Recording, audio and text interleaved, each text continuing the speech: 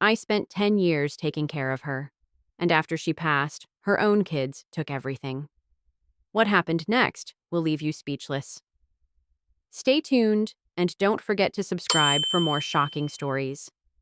For 10 years, I had devoted myself to my mother in law, Angela. At first, it seemed like a simple commitment. She was aging and her health was deteriorating. I was happy to help. I wanted to show my love and respect for my husband's family. But as the years went by, what started as an act of kindness turned into an overwhelming responsibility. I was there for every doctor's appointment, every medication she needed, every meal she couldn't cook, and every night she felt too weak to sleep. I learned to adapt my life around her needs.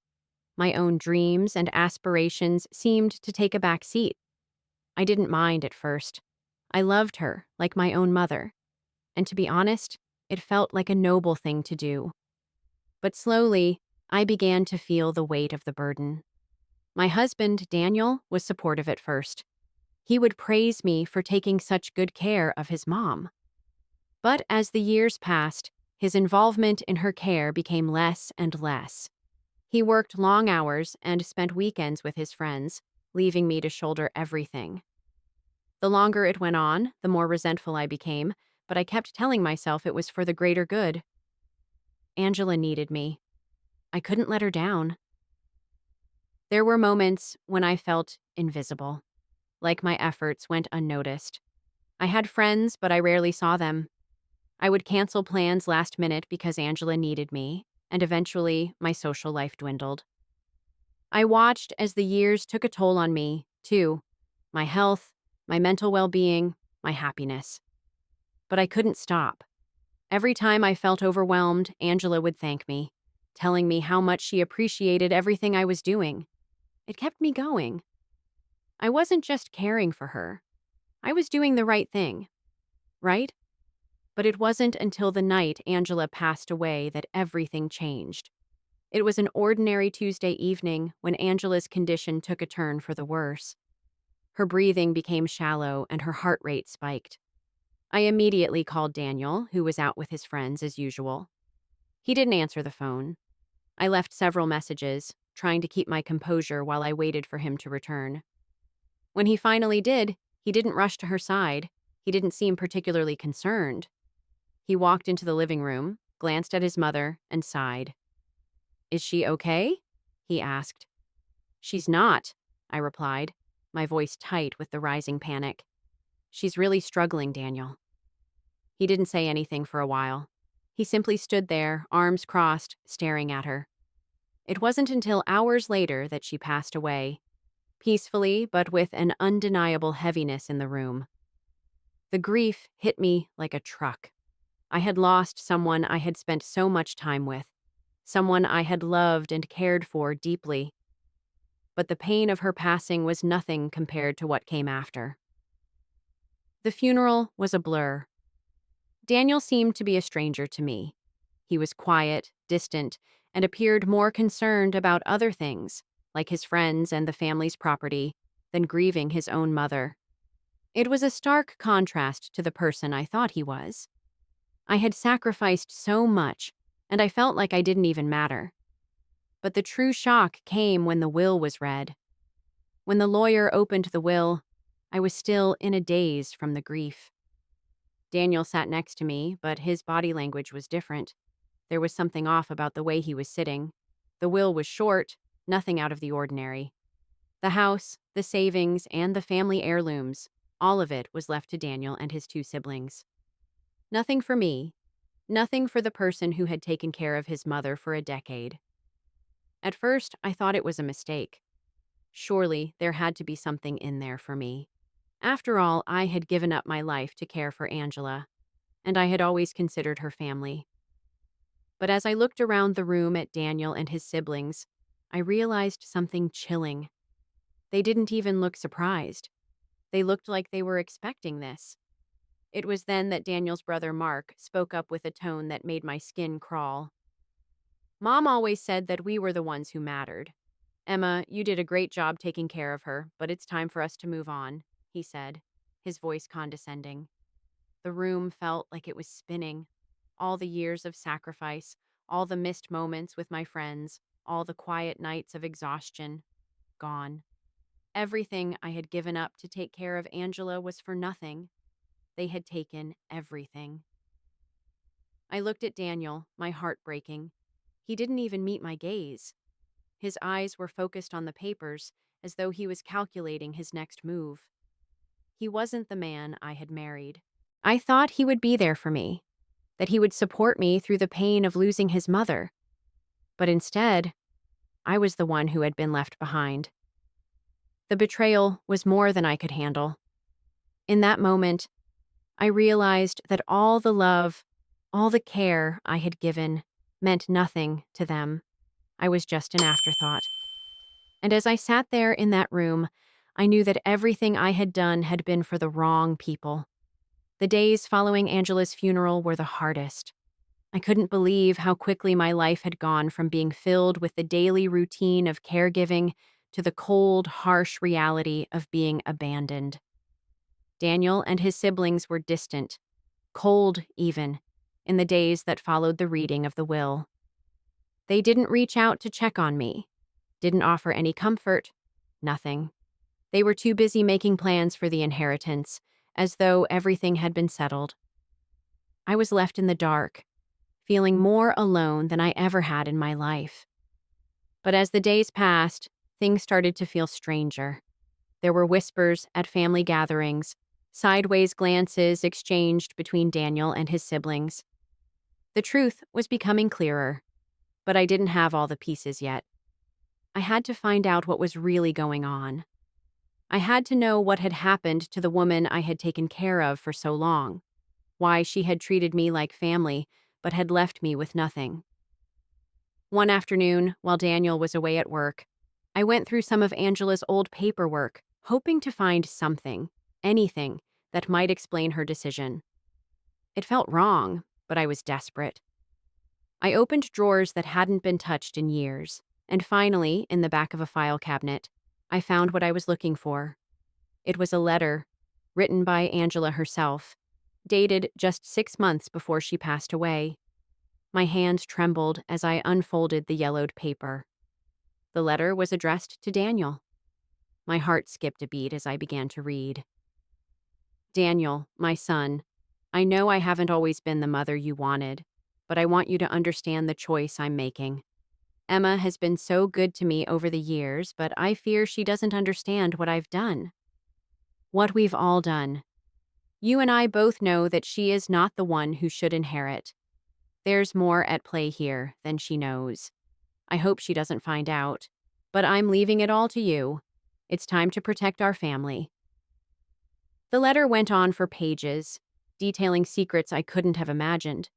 Angela had been hiding something from me all along, and it wasn't just about the inheritance. She had been a part of a scheme, a plot to keep things in the family. She had manipulated me, just as much as Daniel and his siblings had. She had known about the betrayals before they happened and had kept quiet to protect her children. But the twist, oh, the twist was something I couldn't have fathomed. Angela had known all along about Daniel's affair. She knew the entire time, and yet she had allowed it to happen. Not only that, but she had supported him, enabling the lies. The affair had been a secret between Daniel and his family, and the money, the inheritance, was just a pawn in their twisted game. I sat there, stunned.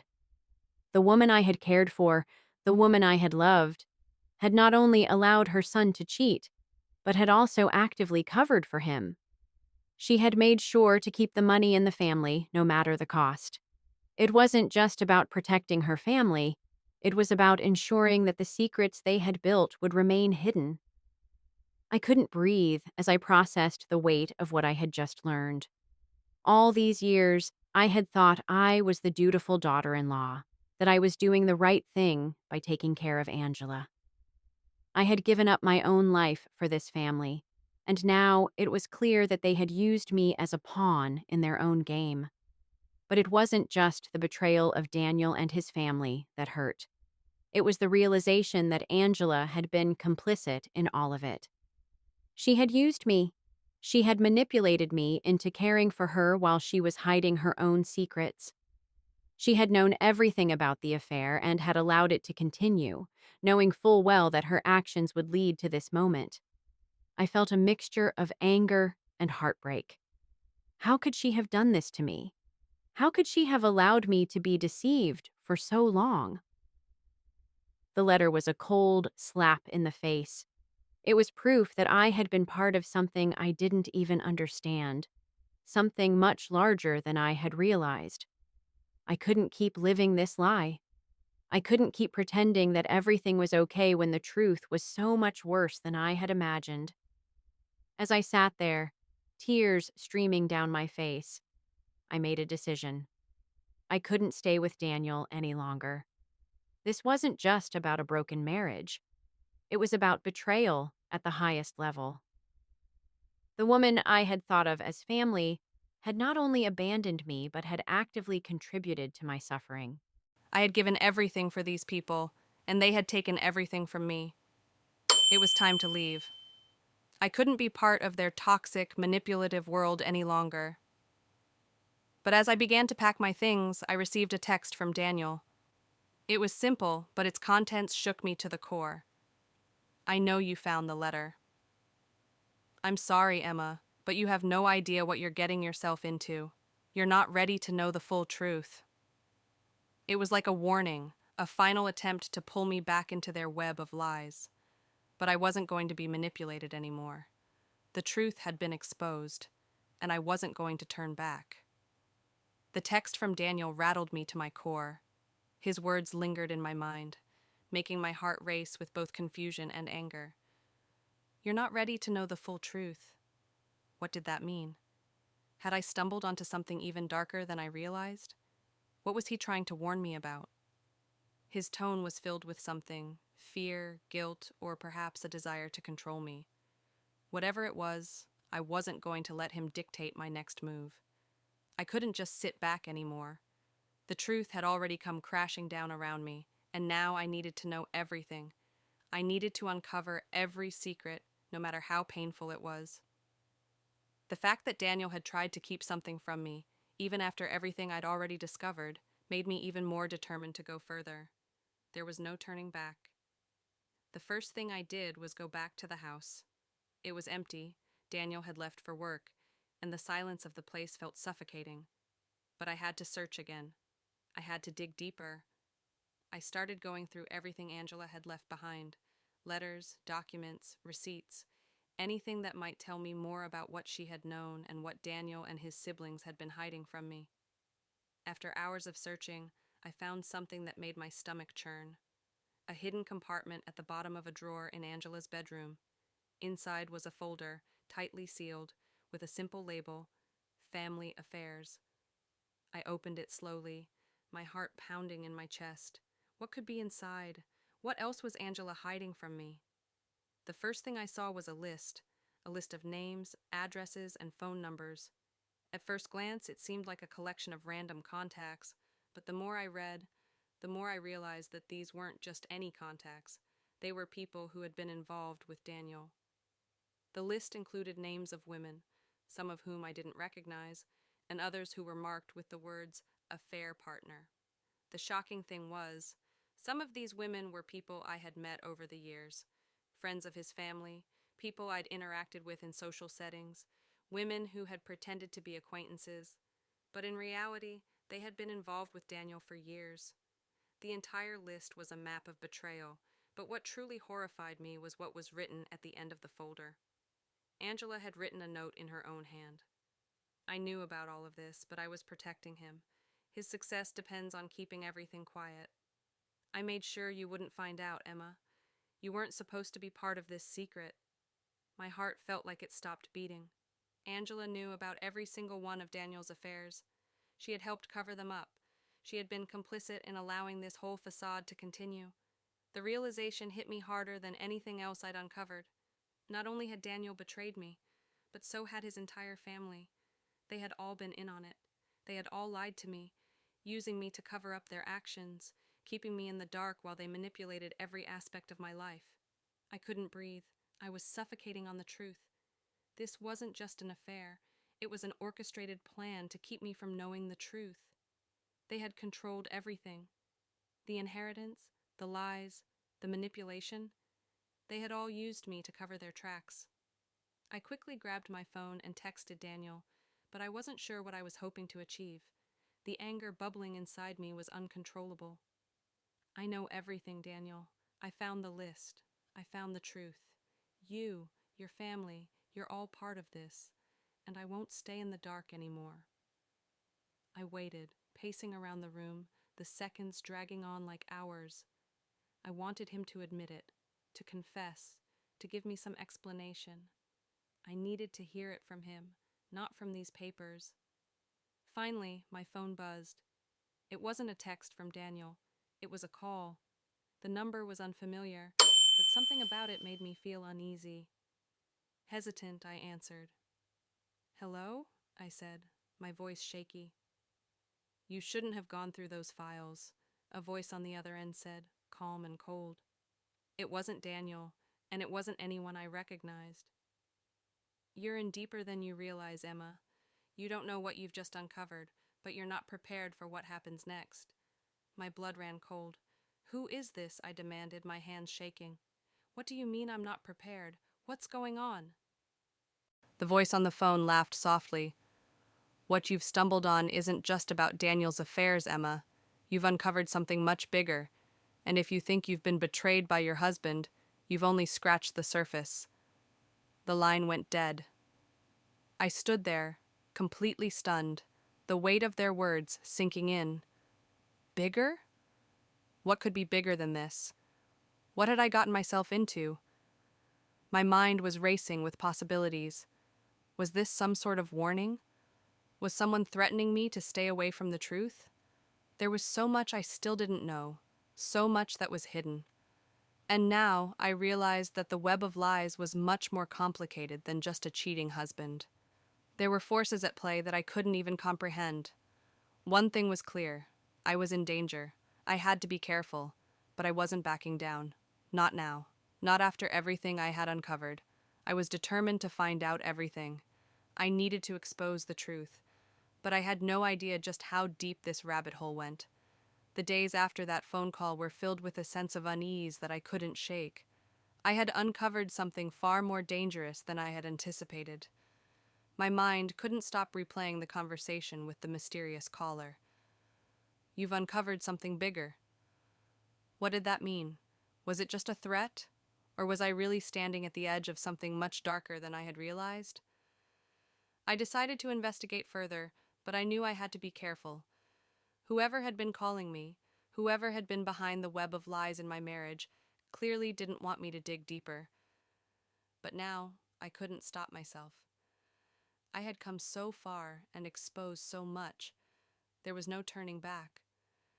I began to go through Angela's belongings once more.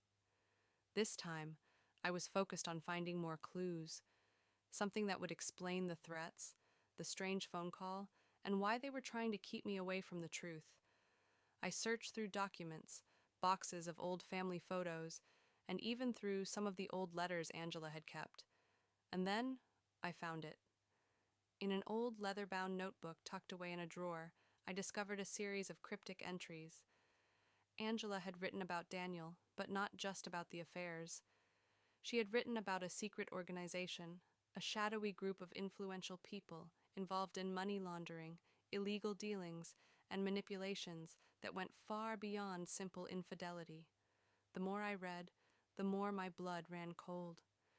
Angela had known about her son's involvement in something far more sinister than I had imagined. She had written, "Daniel is the key to something much bigger. His debts, his dealings, they're all part of a larger plan. I've been forced to help him, forced to protect the family at all costs. But I can't keep this secret any longer.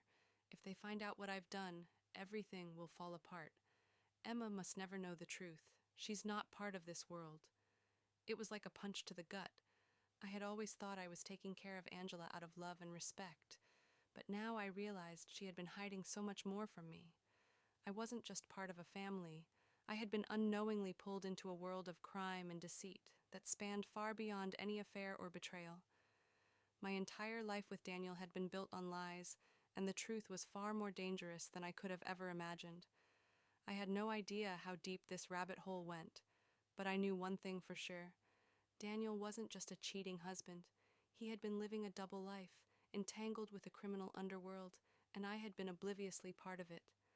My heart raced as I realized that if Daniel had been involved in illegal activities, if he was really as deep as Angela's writings suggested, then I might be in danger. I decided to confront him. There was no other choice. I couldn't keep living in the dark. But as I prepared to talk to him, something unexpected happened. I received another phone call, this time from an unknown number. My pulse quickened as I answered.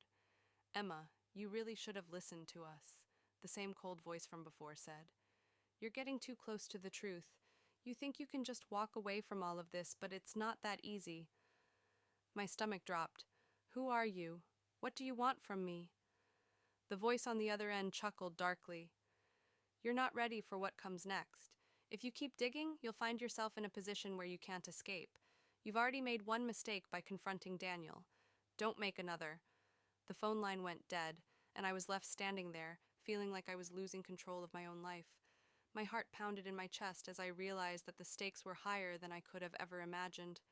Not only was I dealing with a husband who had betrayed me, but now there were shadowy figures, people connected to Daniel, threatening me because I had gotten too close to the truth. That night, I didn't sleep. My mind raced with fear and confusion.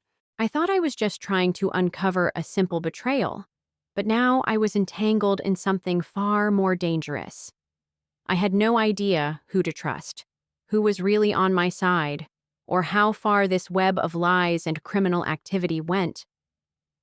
The next morning, I made my decision. I couldn't stay in this marriage anymore. Not only had Daniel betrayed me emotionally, but now I was realizing that everything about our life together had been a facade. I needed to leave. I needed to protect myself from whatever consequences Daniel's actions had brought into my life. But the twist was that the moment I decided to pack my bags and leave, something shocking happened. I went to the bedroom to gather my things, but as I reached for my suitcase, I heard a noise coming from the living room. My heart skipped a beat, and I froze. There was someone in the house. I tiptoed toward the hallway, and as I peered around the corner, my blood ran cold. Standing there was Daniel, but he wasn't alone. He was with someone, a man I didn't recognize, someone who looked menacing and out of place. They were deep in conversation, and from the little I could hear, it sounded like a discussion about me. "You don't understand." Daniel's voice was low and anxious. "If she finds out the whole truth, everything will be ruined. I've already lost her once. We can't let her walk away. She's too involved now. We need to make sure she stays in the dark." The words sent a shiver down my spine. What was he talking about? Why were they so desperate to keep me from knowing the truth? And more importantly, what were they willing to do to keep me quiet? I knew then that there was no turning back. I wasn't just fighting for my marriage anymore. I was fighting for my life. The feeling of being watched, of being surrounded by lies, crept up on me like a shadow. As I stood there in the hallway, hearing Daniel's voice, I felt a wave of realization hit me. My life, everything I thought I knew, had been a lie. I wasn't just part of a broken marriage. I was entangled in something much darker. And now I was in deeper than I had ever imagined. I felt the weight of the decisions ahead of me pressing on my shoulders. I had to act, and I had to act quickly. The longer I stayed in that house, the more dangerous it felt. I couldn't let them control me any longer, couldn't let them keep me trapped in this world of secrets and lies. I stepped back from the hallway, carefully retreating to my bedroom. My mind was a whirlwind, the emotions of betrayal, fear, and anger clashing inside me. I quickly packed a bag, just the essentials, clothes, some important documents, and my phone. But as I was about to leave, my phone buzzed. It was a message from Daniel. My heart pounded as I read the words. "I know you overheard. It's too late to turn back now. If you leave, you're going to regret it. You don't understand what's at stake. My hand shook as I read the message. It was clear now. Daniel wasn't just trying to salvage our marriage, he was trying to control me, to manipulate me into staying, to keep me from leaving the mess he had created. The coldness in his words was enough to convince me that I was dealing with someone I no longer recognized. I didn't respond to the message. Instead, I quietly slipped out the back door, avoiding the living room where Daniel and the stranger were still talking. I couldn't risk confronting him right then. I needed to get out of the house, away from the chaos that was closing in on me. I knew that if I stayed, things would only escalate, and I wasn't sure how far they would go to keep me quiet. As I drove away from the house, my mind raced. What had I really uncovered? Was Daniel truly involved in something criminal? Or was this just a web of lies he had woven around me to keep me trapped? And if there were powerful people involved, how could I protect myself? Who could I trust? I didn't know where I was going. I didn't have a clear plan, but I knew I couldn't keep running. I needed answers. I needed to understand what I had gotten myself into. The truth was so much bigger than I ever realized, and I had been swept up in something far more dangerous than a simple affair. That night, I stayed in a small hotel on the outskirts of town. I felt safe there, at least for the moment. But it wasn't enough. I knew I couldn't stay hidden forever. Daniel's reach was long, and if he really was involved with dangerous people, it was only a matter of time before they came looking for me. I spent hours on the phone, reaching out to my closest friends, telling them everything I had uncovered. They were shocked, concerned, but they promised to help. I wasn't in this alone, but the uncertainty was still overwhelming. I couldn't shake the feeling that I was being watched, that someone was always one step behind me. It wasn't until I received another call that everything clicked into place. "Emma, we need to talk," the voice on the other end said. It was Daniel's brother, Mark. His voice was strained, urgent. "I know you're angry, but you don't know the whole story. You don't understand the risks. If you keep digging, it's going to destroy all of us." "Destroy you?" I nearly screamed into the phone. "You've already destroyed me. I've been living in a lie, a web of manipulation, and now you're telling me it's my fault?" Mark hesitated. "No, Emma. I'm not blaming you. I'm trying to protect you. You're in over your head. You have no idea what Daniel's involved in. If you keep pushing, it'll get worse. The things they're involved in, they won't stop at anything to protect themselves." "Who are they?" I demanded. "Who's involved in all of this? Tell me the truth, Mark. I deserve to know." Mark's voice dropped to a whisper. "I can't say it over the phone, but you need to be careful. Get out of town. Don't tell anyone where you're going. Trust no one." The line went dead before I could respond. My head was spinning. I wasn't sure if Mark was trying to protect me or if this was just another layer of manipulation to keep me from finding out the whole truth. Either way, I knew I couldn't trust him completely. The next morning, I made a decision. I had to get to the bottom of this, no matter the cost. I couldn't keep living in fear, constantly looking over my shoulder. I had been a pawn in their game for too long, and I wasn't going to let them control me any longer. I was going to expose the truth, no matter how dangerous it was. And that's where you, the audience, come in. What do you think Emma should do next? Should she keep digging for the truth and risk everything, or should she leave it all behind and start a new life? Comment below your thoughts. Let's see what you would do in her shoes.